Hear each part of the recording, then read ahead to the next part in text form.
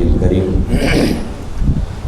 اما بعد فاعوذ باللہ من الشیطان الرجیم بسم اللہ الرحمن الرحیم قال اللہ تبارک و تعالی فی القرآن المجید قل بفضل اللہ و برحمتہ فبذلک فلیفرحوا هو خیر مما یجمعون۔ صدق اللہ العظیم۔ واجب الاحترام صدر مجلس جناب راجہ محمد زاہد صاحب، دیگر قابل صد احترام علماء کرام، مشائخ اعظام، صاحبزادگان ثناخان مصطفیٰ صلی اللہ علیہ وسلم، اور آج کی اس عظیم الشان محفل میلاد مصطفیٰ صلی اللہ علیہ وسلم میں موجود جملہ معزز مہمانان گرامی اور قائدین تحریک منہاج القرآن، اللہ رب العزت کا بے پایاں فضل و احسان ہے کہ جس نے اپنی توفیق خاص اور حضور نبی اکرم صلی اللہ علیہ وآلہ وسلم کے نالین مبارک کے تصدق سے ہمیں ہماری زندگیوں کے اندر ایک مرتبہ پھر اپنے محبوب مکرم صلی اللہ علیہ وسلم کی ولادت باسعادت کا یہ عظیم مہینہ عطا فرمایا۔ اس پر ہم جتنا بھی اللہ کا شکر ادا کریں میں سمجھتا ہوں کم ہے۔ معلوم نہیں آئندہ سال کے گھڑیاں نصیب ہوں یا نہ ہوں، انہیں غنیمت جانتے ہوئے کملی والے آقا صلی اللہ علیہ وسلم کی آمد پر دل کھول کر خوشیاں کر کے اپنی دنیا اور آخرت کی بخشش کا سامان کرنا چاہیے۔ اور مبارکباد کے مستحق ہیں چودھری محمد منشا صاحب، جنہوں نے آج یکم ربیع الاول کی صبح تاجدار کائنات صلی اللہ علیہ وسلم کی میلاد پاک کی یہ حسین محفل سجائی، اور ہم سب کو اس میں حاضر ہو کر اپنے اپنے وقت سنوارنے کا موقع فراہم کیا۔ میں اس پر ان کو صمیم قلب سے کروڑہ مرتبہ مبارکباد پیش کرتا ہوں اور دعا گو ہوں کہ اللہ رب العزت ان کی اس کاوش کو اپنی بارگاہ میں شرف قبولیت عطا فرمائے۔ آج کی اس نشست میں گفتگو کے عنوان کے طور پر سورہ یونس کی ایک معروف آیت کریمہ میں نے تلاوت کرنے کا شرف حاصل کیا ہے، چونکہ آج ربیع الاول کی پہلی تاریخ ہے۔ رات میں فیصل آباد میں تھا تو آپ احباب یقیناً جانتے ہیں کہ جیسے ہی ربیع الاول کا چاند نکلتا ہے تو گلیاں اور بازار سجنا شروع ہو جاتی ہیں، ہر طرف لائٹنگ ہو جاتی ہے، جھنڈیاں لگ جاتی ہیں، گھر گھر محافل نعت کا سلسلہ شروع ہو جاتا ہے، محافل میلاد شروع ہو جاتی ہیں، آقا کے میلاد پاک کے جلوس نکلنا شروع ہو جاتے ہیں۔ اور جیسے جیسے 12 ربیع الاول کا دن قریب آتا چلا جاتا ہے، یہ سب خوشیاں بھی اپنے جوبن اور عروج کی طرف بڑھتی چلی جاتی ہیں۔ اور 12 ربیع الاول کے دن کے تو پھر کیا کہنے، وہ تو عاشقوں کے ایمان پر ایک بہار کا دن ہوتا ہے، وہ تو ایک جشن کا سما ہوتا ہے۔ اور پھر پورا ماہ میلاد جوبن اور عروج پر آقا کی محافل نعت اور محافل میلاد رہتی ہیں، بلکہ اس کے بعد بھی کئی مہینوں تک میلاد جاری رہتا ہے۔ اور میلاد تو وہ ہے کہ جو مہینوں میں مقید نہیں ہے، سچی بات ہے یہ سارا سال ہی جاری رہتا ہے۔ وہ کسی نے کیا خوب کہا ہے نا کہ جب نہیں ملتی کہیں سے بھی سکون کی دولت، آقا تیری محفل تیرے دیوانے سجا دیتے، یہی میلاد ہے۔ جہاں اہل محبت اور اہل عشق یہ سب کچھ کرتے ہیں، وہاں فی زمانہ ہر ذہن کے اندر کچھ سوالات بھی پائے جاتے ہیں، اور آج کا نوجوان یہ جاننا چاہتا ہے کہ ہم آقا کے میلاد پاک پر اتنی خوشی کیوں کرتے ہیں، یہ جھنڈیاں کیوں لگائی جاتی ہیں، لائٹنگ کیوں کی جاتی ہے، اس کثرت کے ساتھ محافل میلاد اور محافل نعت کیوں ہوتی ہے، جلوس کیوں نکالے جاتے ہیں، لنگر کیوں بانٹے جاتے ہیں۔ الغرض اس طرح کے 20 سوالات ہیں جو ذہن کے کسی نہ کسی کونے خدرے میں موجود ضرور ہوتے ہیں۔ مجھے معلوم ہے کہ آج کی اس محفل میں جتنے لوگ آئے ہوئے ہیں یہ میلاد کے ماننے والے ہیں، میلاد منانے والے بیٹھے۔ بھئی میلاد کے ماننے والے ہیں تو تبھی تو میلاد کی محفل میں آئے بیٹھے ہیں۔ اور یاد رکھیں، میں جو آج اس تھوڑے سے وقت کے اندر چند گزارشات آپ کی خدمت میں عرض کر رہا ہوں، میری ان گزارشات کا مقصد کسی میلاد نہ منانے والے کے اعتراضات کا اور سوالات کا جواب دینا نہیں۔ بھئی جس کا جو عقیدہ ہے وہ اسے سلامت، میں آج میلاد منانے والوں کی اس محفل کے اندر یہ جو چند چیزیں آپ کی خدمت میں عرض کر رہا ہوں، اس کا مقصد فقط یہ ہے کہ اگر ہمارے بچے، ہمارے نوجوان جن کی پشتیں نسل در نسل سے پیچھے آقا کا میلاد مناتی چلی آ رہے ہیں، ان کے ذہنوں کے اندر اگر میلاد کے حوالے سے شکوک و شبہات کی گرد پیدا ہو جائے تو میرا فرض بنتا ہے کہ کملی والے آقا صلی اللہ علیہ وسلم کی بارگاہ اقدس کا جھاڑو بردار بن کر اس گرد کو صاف کرنے کی نوکری انجام دیں، تاکہ اگر کہیں تشکیک کی گرد ہے تو وہ دور ہو سکے اور ہم کامل ایمان اور یقین کے ساتھ آقا کے میلاد پاک کی خوشیاں کر کے اپنی دنیا اور آخرت کی کامیابی کا سامان کر سکیں۔ میں بغیر کسی تفصیل میں گئے ہوئے ڈائریکٹ بس آیت کریمہ کی روشنی میں بات کر رہا ہوں۔ سب سے پہلا سوال اگر کوئی یہ پوچھے کہ ہم آقا کے میلاد پر خوشی کیوں کرتے ہیں، اس کا جواب بڑا سادہ سا ہے کہ ہم کملی والے آقا صلی اللہ علیہ وسلم کے میلاد پاک پر خوشی اس لیے کرتے ہیں کہ میلاد پر خوشی کرنے کا حکم خود خدا نے دیا ہے۔ بولیے کس نے دیا ہے؟ خدا نے دیا ہے، اور اللہ کے حکم پر عمل کرنا یہ عین عبادت ہے۔ ہم اللہ کا حکم سمجھ کر عبادت جانتے ہوئے کملی والے آقا کے میلاد پر خوشی کرتے ہیں۔ جب آپ یہ بات کریں گے تو ممکن ہے پوچھنے والا اگلا سوال کر دے، وہ کہے کہ بھئی اگر یہ اللہ کا حکم ہے تو اس کی کوئی سند، کوئی دلیل، اللہ نے کہاں یہ حکم دیا ہے؟ اب یہ یاد رکھنے والی بات ہے، اور کچھ باتیں ہمیں یاد رکھنی بھی چاہیے۔ دیکھیں نا، اگر ہم میلاد مناتے ہیں تو ہمیں پتہ ہونا چاہیے کہ کیوں مناتے ہیں۔ یہ نہیں ہے کہ کوئی سوال کر دے تو پریشان ہو کے مولانا صاحب کی طرف بھاگیں، جی فلاں نے یہ سوال کر دیا ہے تو بتائیں جواب کیا ہے۔ تو میلاد منائیں سب اور جواب صرف ایک مولانا ہی کیوں دے؟ سب کوئی بنیادی باتیں پتہ ہونی چاہیے۔ یاد رکھیں، آج کی گفتگو کے عنوان کے طور پر سورہ یونس جو قرآن پاک کی 10ویں سورت ہے، اس کی آیت نمبر 58 جو میں نے تلاوت کی ہے، اس میں باری تعالیٰ نے کملی والے آقا کے میلاد پر خوشی کرنے کا حکم دیا ہے۔ باری تعالیٰ نے ارشاد فرمایا، قل بفضل اللہ وبرحمتہ فبذلک فلیفرحوا ھو خیر مما یجمعون۔ میں اس کا ترجمہ کر رہا ہوں، اس کو بڑی توجہ سے سنیں، اور اس ترجمے کے بعد میں آپ سے ایک سوال کرنا چاہوں۔ باری تعالیٰ اپنے محبوب مکرم صلی اللہ علیہ وسلم سے فرما رہے ہیں کہ اے میرے محبوب مکرم، ذرا آپ اپنی میٹھی میٹھی زبان سے بتا دیجئے، اعلان کر دیجئے، بفضل اللہ وبرحمتہ، کہ یہ جو ان پر اللہ کا فضل اور اس کی رحمت ہوئی ہے، فبذلک فلیفرحوا، پس انہیں چاہیے کہ اس فضل اور رحمت کے ملنے پر خوشیاں منایا کریں۔ ھو خیر مما یجمعون، اور محبوب یہ بھی بتا دو کہ ان کا یہ خوشی کرنا ہر اس عمل سے بڑھ کر ہے جو یہ اپنے لیے جمع کرتے ہیں۔ اگر آپ نے توجہ سے ترجمہ سنا ہو تو میں اگر آپ سے پوچھوں کہ یہ جو آیت کریمہ میں نے تلاوت کی اور اس کا ترجمہ کیا ہے، کیا اس آیت کریمہ کے اندر میلاد کا ذکر آیا ہے؟ آپ کی خاموشی یہ بتا رہی ہے کہ آپ نے غور سے سنا نہیں ہے۔ میں آپ کی خاطر ایک مرتبہ پھر ترجمہ کر رہا ہوں، اس لیے توجہ سے سماعت کریں۔ ماشاءاللہ ہمارے محترم اشتیاق حنیف مغل صاحب تشریف لائے، جو کہ ناظم ہیں تحریک منہاج القرآن لاہور کے، ہم انہیں ویلکم کہتے ہیں۔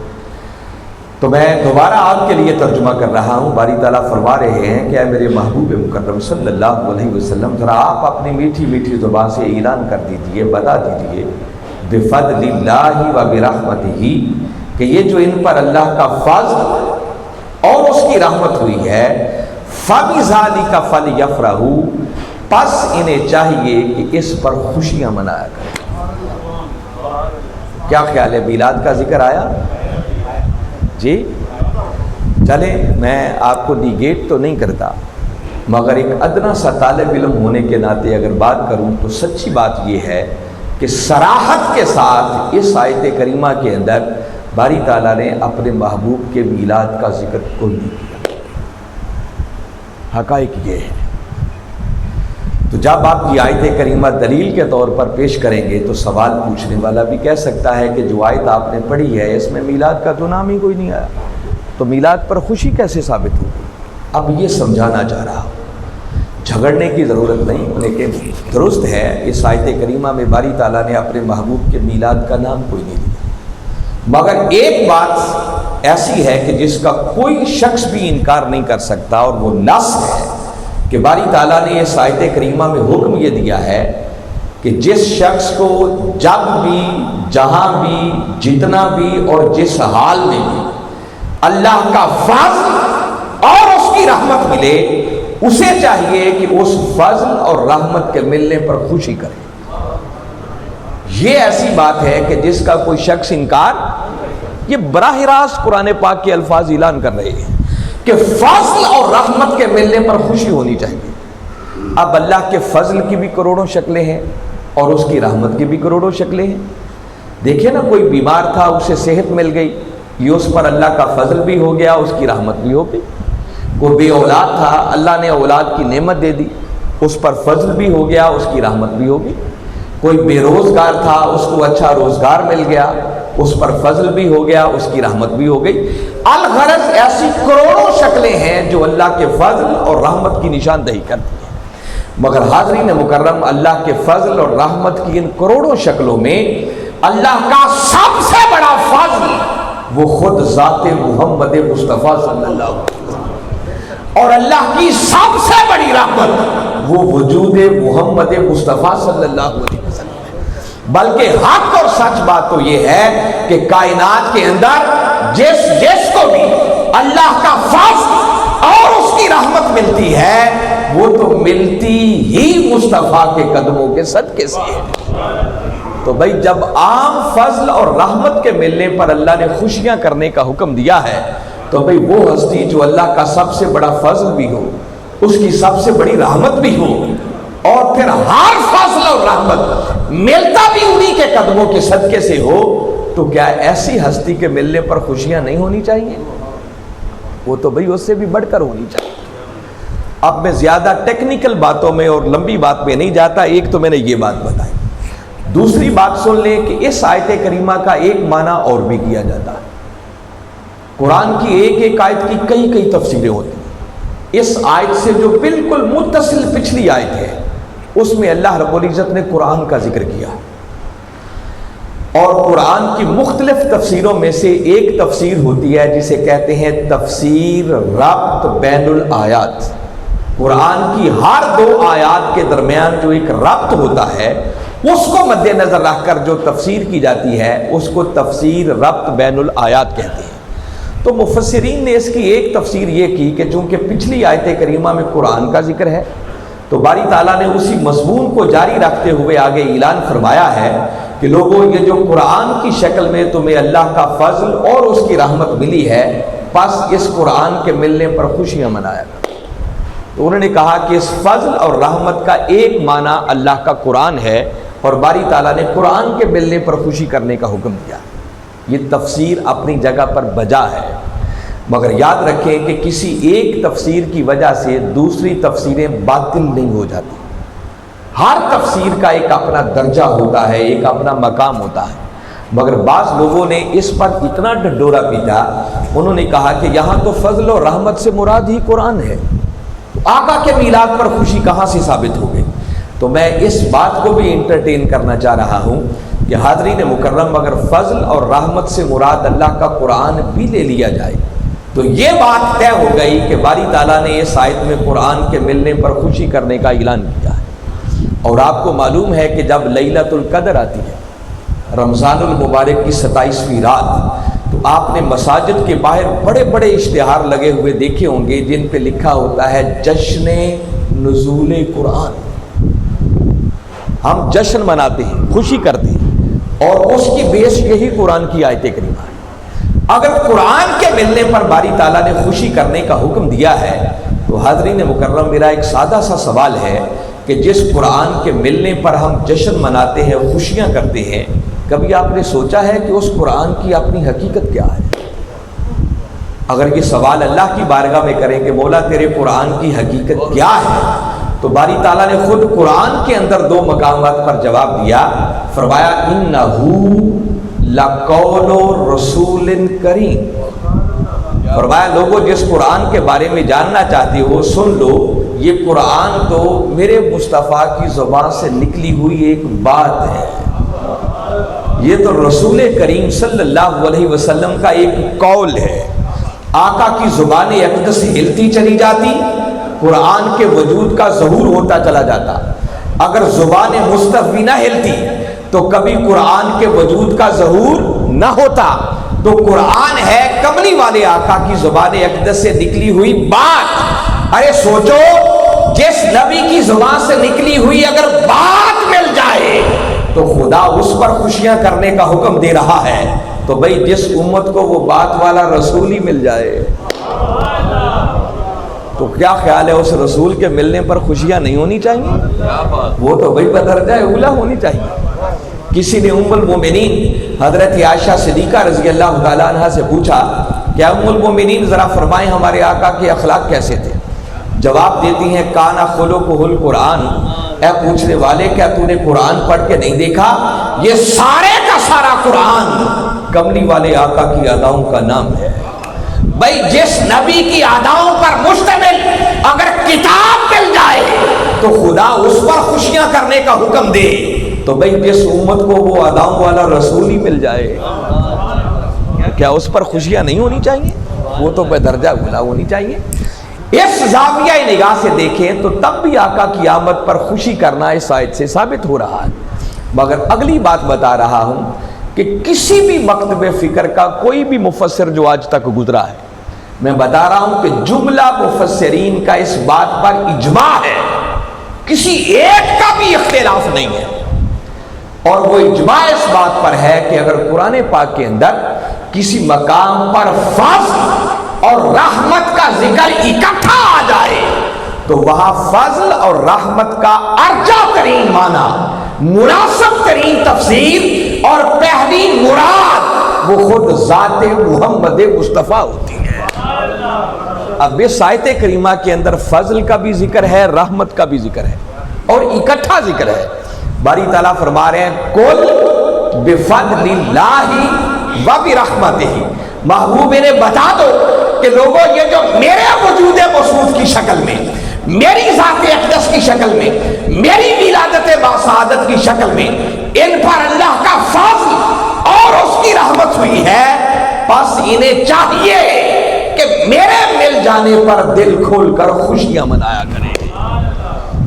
اس لیے میں نے پہلی بات کا جواب دیا کہ ہم آقا کی آمد پر اور آقا کے میلاد پر خوشی اس لیے کرتے ہیں کہ آقا کی آمد پر خوشی کرنے کا حکم خود خدا نے دیا ہے۔ اب اگلی ایک خاص بات جو بتانا چاہ رہا ہوں بڑی قابل غور ہے، اور یہ جتنے سوالات ذہنوں کے اندر پیدا ہوتے ہیں نا کہ ہم میلاد کیوں کرتے ہیں، نعتیں کیوں پڑھتے ہیں، جھنڈیاں کیوں لگاتے ہیں، لائٹنگ کیوں کرتے ہیں، جلوس کیوں نکالتے ہیں، لنگر کیوں بانٹتے ہیں، مٹھائیاں کیوں بانٹی جاتی ہیں، ان سارے سوالوں کا جواب اللہ رب العزت نے صرف اسی ایک لفظ کے اندر دے دیا۔ اب بڑی توجہ سے سنیں، میں بالکل قرآن سے آپ کو اس کا جواب دینا چاہ رہا ہوں۔ باری تعالیٰ نے حکم یہ دیا کہ محبوب نے بتا دو کہ یہ جو ان پر اللہ کا فضل اور اس کی رحمت ہوئی ہے، فَبِذَالِكَ فَلْيَفْرَحُوا، پس انہیں چاہیے کہ اس نعمت کے ملنے پر دل کھول کر خوشیاں منایا کریں۔ بولیے کیا کیا کرے؟ فَلْيَفْرَحُوا، یفرحوا کا لفظ یہ فرحت سے نکلا ہے، اور فرحت کا معنی ہوتا ہے خوشی۔ باری تعالیٰ نے خوشی کرنے کا حکم دیا۔ اب دیکھیے اللہ رب العزت کی ذات کوئی الفاظ کی محتاج نہیں ہے۔ باری تعالیٰ اگر چاہتے تو فَلْيَفْرَحُوا کی جگہ فرما سکتے تھے فَلْيَعْبُدُوا۔ محبوب نے بتا دو کہ انہیں چاہیے کہ اس نعمت کے ملنے پر میری عبادت کیا کرے۔ باری تعالیٰ فرما دیتے فَلْيَسْجُدُوا، انہیں چاہیے کہ اس نعمت کے ملنے پر شکرانے کے سجدے کیا کرے۔ باری تعالیٰ فرما دیتے فَلْيُنْفِقُوا، انہیں چاہیے کہ اس نعمت کے ملنے پر صدقہ و خیرات کیا کرے، خرچ کیا کرے، مگر باری تعالیٰ نے کوئی ایسا حکم نہیں دیا، بلکہ فرمایا فَلْيَفْرَحُوا، محبوب نے بتاؤ کہ اس نعمت کے ملنے پر انہیں چاہیے کہ دل کھول کر خوشیاں منایا کریں۔ تو باری تعالیٰ کیا مطلب باقی کام نہیں کرنے چاہیے بس خوشی کرنی چاہیے؟ فرمایا نہیں، باقی کاموں سے منع نہیں کر رہا۔ فَلْيَفْرَحُوا کا تقاضا یہ ہے، بتانا یہ چاہتا ہوں کہ ہاں میرے محبوب کی ولادت کا مہینہ آ جائے، نوافل پڑھ کر بھی اس نعمت کا شکرانہ ادا کرنا، سجدے بجا لا کر بھی اس نعمت کا شکرانہ ادا کرنا، صدقہ و خیرات کر کے بھی اس نعمت کا شکرانہ ادا کرنا۔ فرمایا یہ سب کچھ بجا، مگر فَلْيَفْرَحُوا کا تقاضا یہ ہے کہ میرے مصطفیٰ کی ولادت کا دن آئے، بس تمہارے دل خوشی سے پھولے نہیں سمانے چاہیے، ہر طرف خوشیاں خوشیاں ہو جانی چاہیے، مرجھائے ہوئے چہرے بھی کھل اٹھنے چاہیے، اور غمگین چہروں پر بھی مسکراہٹیں مچل جانی چاہیے۔ اب خاص بات جس کے لیے میں ان کلمات کی طرف آپ کو لایا ہوں، اب دیکھیے باری تعالیٰ نے یہاں پر فَلْيَفْرَحُوا کہہ کر خوشیاں کرنے کا حکم تو دیا، مگر باری تعالیٰ نے آگے خوشی کرنے کا طریقہ کوئی نہیں بتایا کہ خوشی کرنی کیسے ہے۔ اگر باری تعالیٰ کو آگے ایک آدھ خوشی کرنے کا طریقہ بھی بتا دیتے تو ہم سب اسی ایک طریقے سے خوشی کرنے کے پابند ہو جاتے، کوئی دائیں بائیں سوچنے کی ضرورت ہی نہیں تھی۔ مگر باری تعالیٰ نے خوشی کرنے کا حکم دیا مگر طریقہ کوئی نہیں بتایا، آگے بات کو کھلا چھوڑ دیا، اوپن چھوڑ دیا، کوئی ایک طریقہ بتا کر اس حکم کو مقید نہیں کیا، خوشیاں منانے کے طریقوں کو محدود نہیں کیا، کوئی قدغن نہیں لگائی، پابندی نہیں لگائی، وہ اس حکم کو اوپن رکھ کر یہ بتانا چاہ رہا ہے کہ لوگوں ہاں تمہارے ہاں خوشی کرنے کا جو بھی جائز طریقہ ہو سکتا ہے، بس ایک بات ملحوظ خاطر رہے کہ وہ طریقہ حرام کے زمرے میں نہ آئے، وہ ناجائز نہ ہو۔ فرمایا بس ایک بات کو مد نظر رکھنا، باقی تمہارے ہاں تمہارے رسم و رواج کے مطابق خوشی کرنے کا جو بھی جائز طریقہ ہو سکتا ہے، تمہیں ہر اس طریقے سے میرے مصطفیٰ کے میلاد پر خوشی کرنے کی اجازت ہے۔ اللہ نے پابندی کوئی نہیں لگائی، تو بھائی جب اللہ نے پابندی نہیں لگائی تو میں اور آپ پابندیاں لگانے والے کون ہوتے ہیں؟ باری تعالیٰ سمجھا رہے ہیں بھی دیکھو میرے مصطفیٰ کے میلاد کا مہینہ آ جائے، کسی کا دل نوافل پڑھ کے خوش ہوتا ہے تو بابا وہ نفل پڑھ لیا کرے، کسی کا دل مٹھائیاں بانٹ کے خوش ہوتا ہے تو بھائی وہ مٹھائیاں بانٹ لے، کسی کا دل محفل میلاد کر کے خوش ہوتا ہے تو بھائی وہ محفل میلاد کر لے، کسی کا دل محفل نعت کر کے خوش ہوتا ہے وہ محفل نعت کر لے، کسی کا دل سیرت کا جلسہ کر کے خوش ہوتا ہے بھائی وہ سیرت کا جلسہ کر لے، کسی کا دل جھنڈیاں لگا کے خوش ہوتا ہے تو بھائی وہ جھنڈیاں لگا لے، کسی کا دل لائٹنگ کر کے خوش ہوتا ہے تو بھائی وہ لائٹنگ کر لے، کسی کا دل میلاد کا جلوس نکال کے خوش ہوتا ہے تو بھائی وہ میلاد کا جلوس نکال لے۔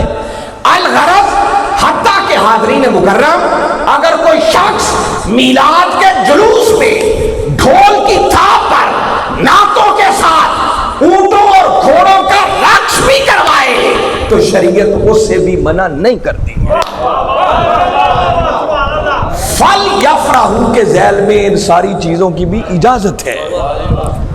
ہمارے بیٹوں کی شادیوں میں ہوں ہم گھوڑوں کے ڈانس بھی کروائیں، اونٹوں کے ڈانس بھی کروائیں، ڈھول بھی بجائیں، کوئی فتویٰ یاد نہ آئے، اور آقا کے میلاد کی بات آ جائے اور فتوے یاد آنا شروع ہو جائیں تو یاد رکھیں بات فتوے کی نہیں ہے، ایسے سوالات اسی شخص کے ذہن میں پیدا ہوتے ہیں جس کا دل عشق مصطفیٰ سے خالی ہے۔ اگر دل میں کملی والے آقا کی محبت اور عشق ہے نا تو محبت اور عشق تو بہانے ڈھونڈتا ہے کہ یار کی آمد پر خوشی کرنی کیسے ہے۔ تو فَلْيَفْرَحُوا کہہ کر باری تعالیٰ نے ہر جائز طریقے سے اپنے محبوب کے میلاد پر خوشی کرنے کی اجازت دے دی۔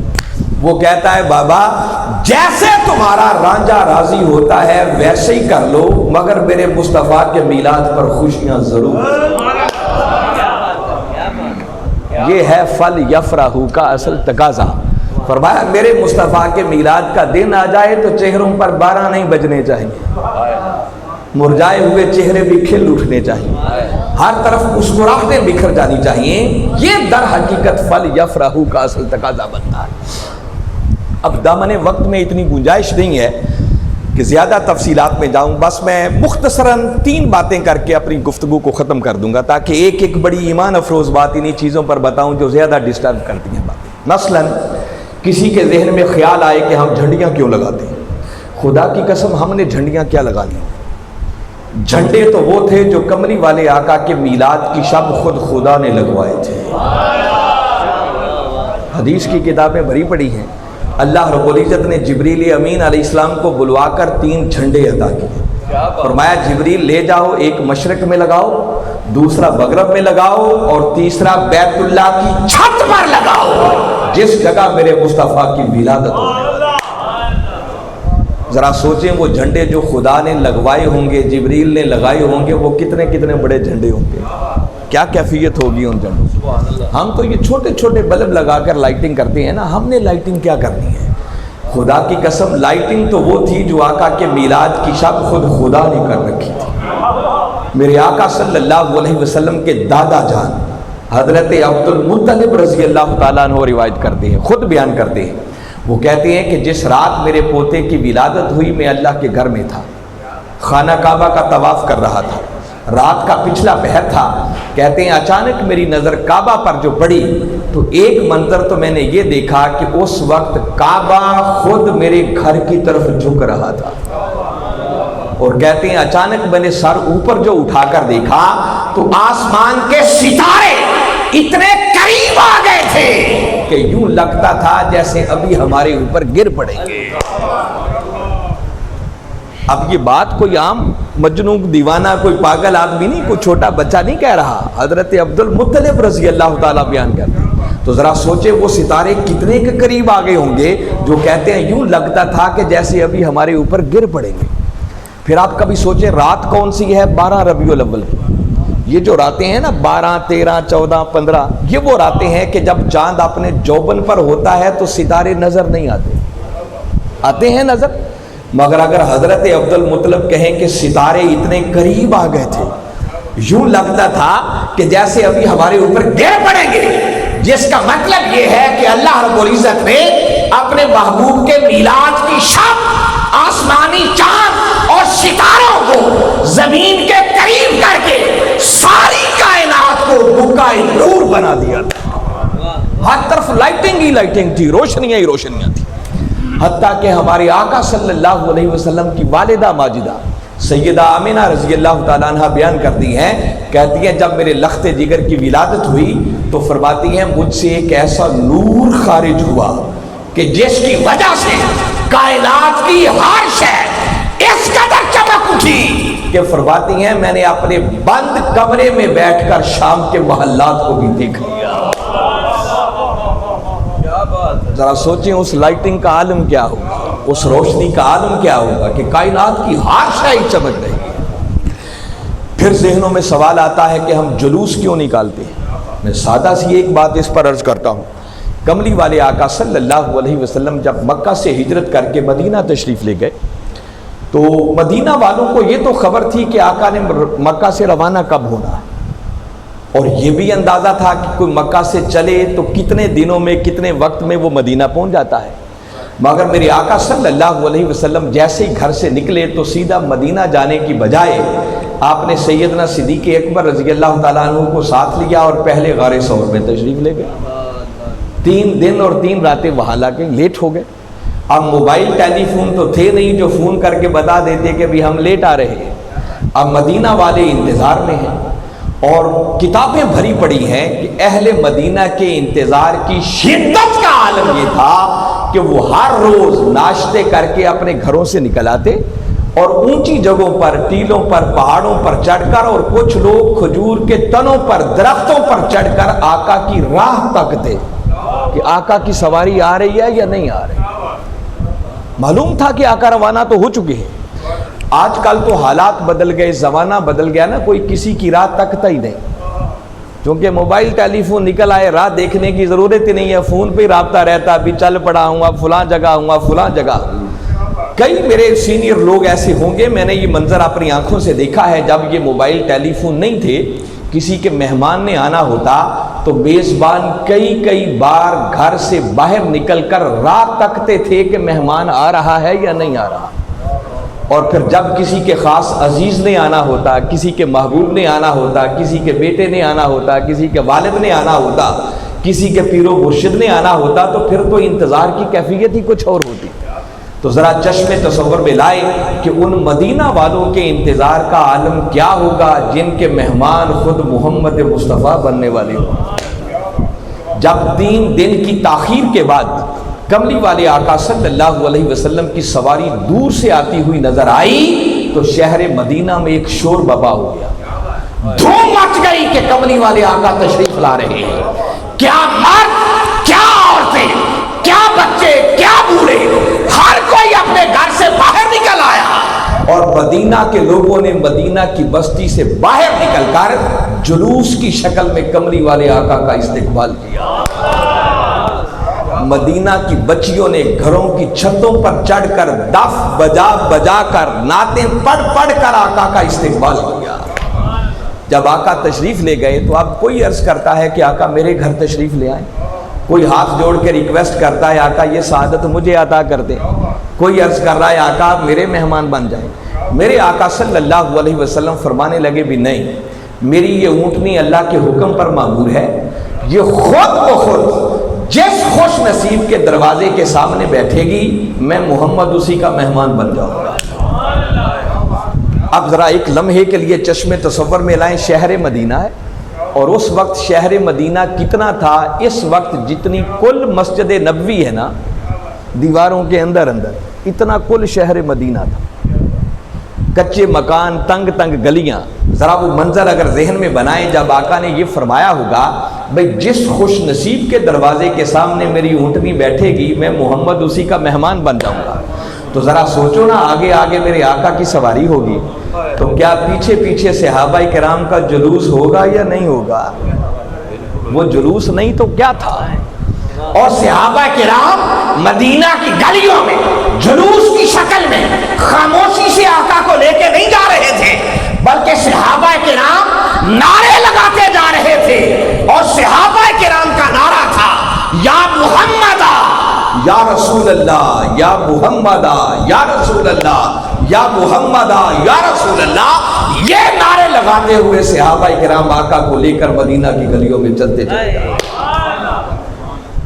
جلوس بھی ہے، جلوس بھی آقا کی آمد کا ہے، اور آقا صلی اللہ علیہ وسلم خود اس جلوس میں موجود ہیں۔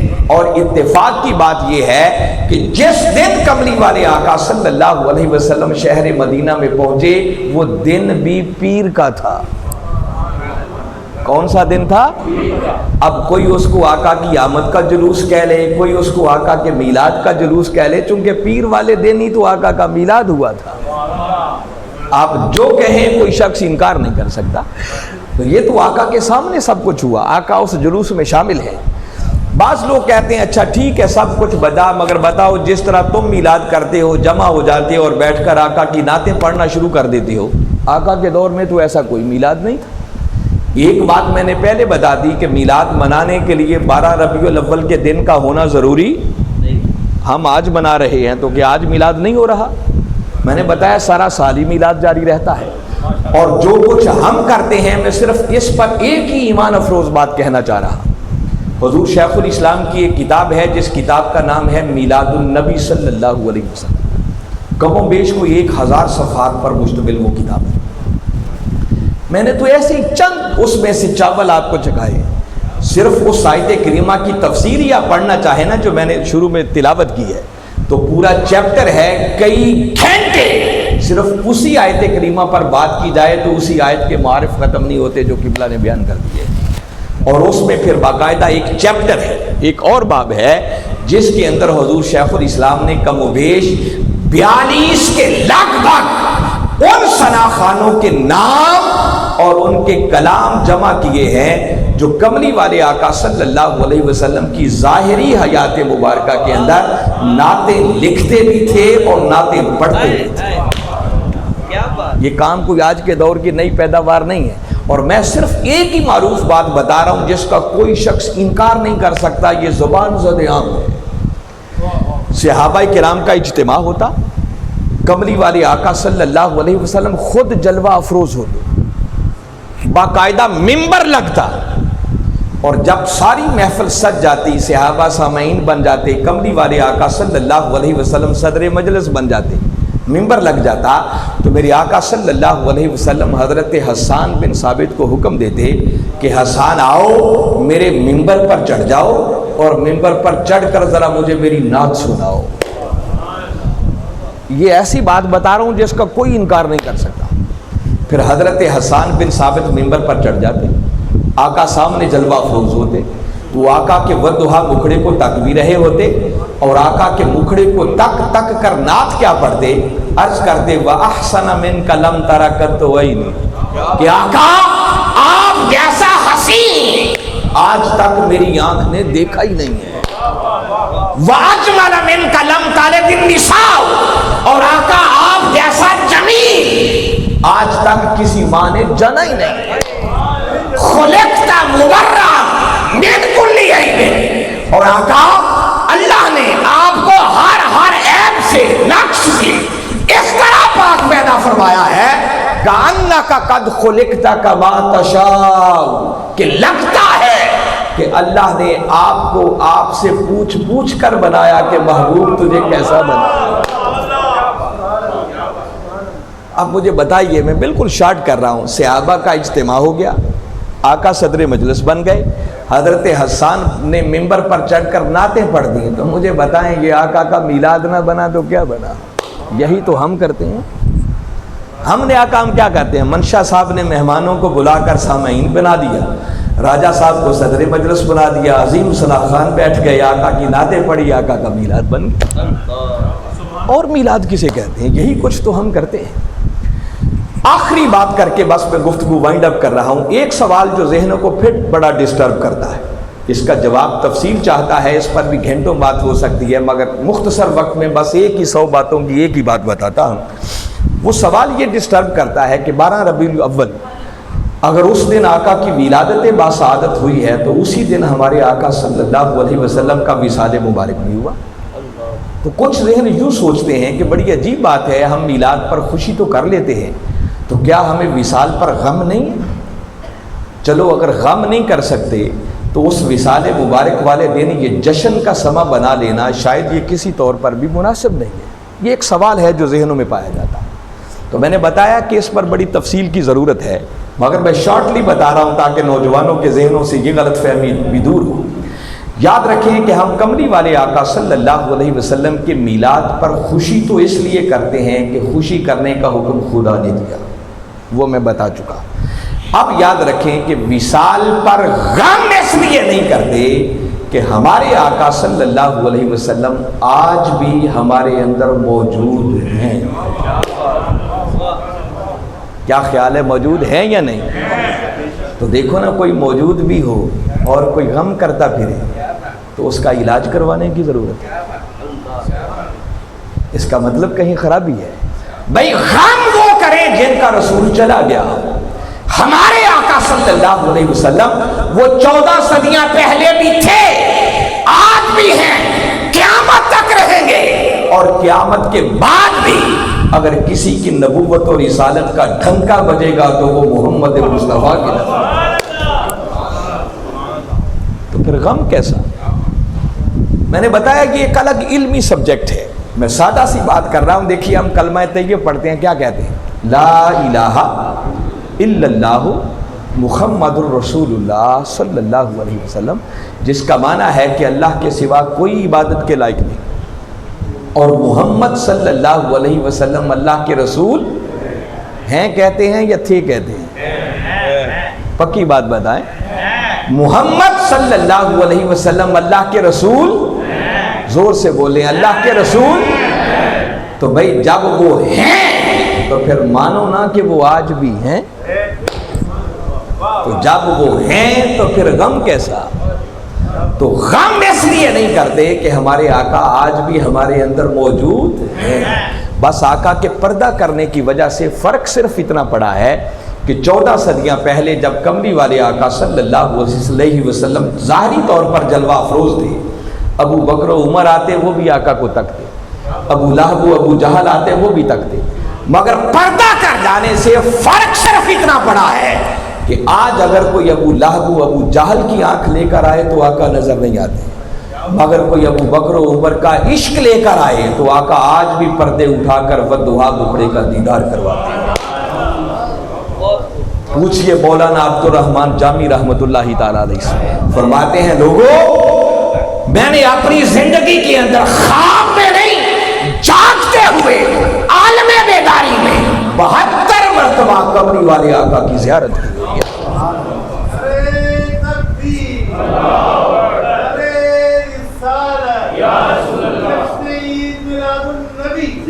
پوچھئے ابو العباس مرسی رحمت اللہ تعالیٰ علیہ سے، فرماتے ہیں 40 سال سے یہ حال ہو چکا ہے کہ اگر ایک لمحے کے لیے بھی آقا کا ودھا مکھڑا نظروں سے اوجھل ہو جائے اس لمحے خود کو مسلمان ہی نہیں سمجھتا۔ ایسے ایسے حضوری والے لوگ بھی۔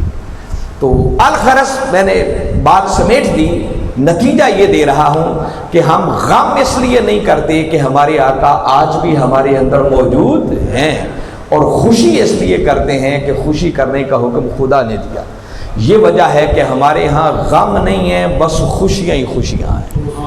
اور اس صدی کے اندر الحمدللہ ثم الحمدللہ جس طرح آقا کی امت میلاد منا رہی ہے، اور اس میلاد منانے پر جس طرح وقت کے مجدد حضور شیخ الاسلام پروفیسر ڈاکٹر محمد طاہر القادری مدث اللہ العالی آپ نے اس امت کو لگا دیا ہے، میں سمجھتا ہوں یہ اپنی مثال آپ ہے۔ اور اس مرتبہ 38ویں سالانہ عالمی میلاد مصطفیٰ کانفرنس انشاءاللہ 12 ربیع الاول کی رات پھر مینار پاکستان کے سائے میں ہوگی، جس میں صرف ملک بھر سے نہیں دنیا بھر سے لوگ شریک ہوتے ہیں، اور پھر عشاء کی نماز کے بعد سے لے کر فجر کی اذان تک وہ آقا کی نعتوں کے جو ترانے گونجتے ہیں، اور پھر حضور شیخ الاسلام کا وجدافی خطاب، اور پھر ولادت باسعادت کی گھڑیوں کے وقت وہ جو ایک آتش بازی کا منظر ہے وہ ایک دیدنی نظارہ ہوتا ہے۔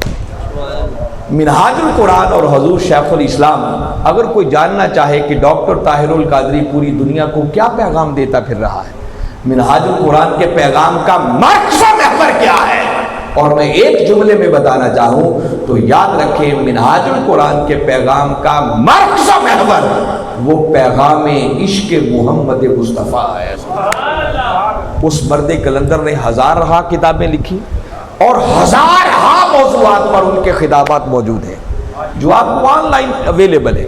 آپ ان کی کوئی خطاب سنیں، کوئی کتاب پڑھیں، موضوع کوئی بھی ہو، دلائل کے ساتھ اس موضوع پر سیر حاصل گفتگو کرنے کے بعد موڑ گھیڑ کے اگر بات ہوگی نا تو بات کملی والے آقا کی محبت کی ہوگی، عشق کی ہوگی، ادب کی بات ہوگی، کیونکہ اس محبت عشق اور ادب کے بغیر چارہ ہی نہیں ہے۔ عشق ہے تو ایمان ہے، اور اگر کملی والے آقا کی محبت اور عشق نہیں ہے تو کلمہ پڑھ کے بھی انسان راکھ کا ڈھیر ہے، وہ کچھ بھی۔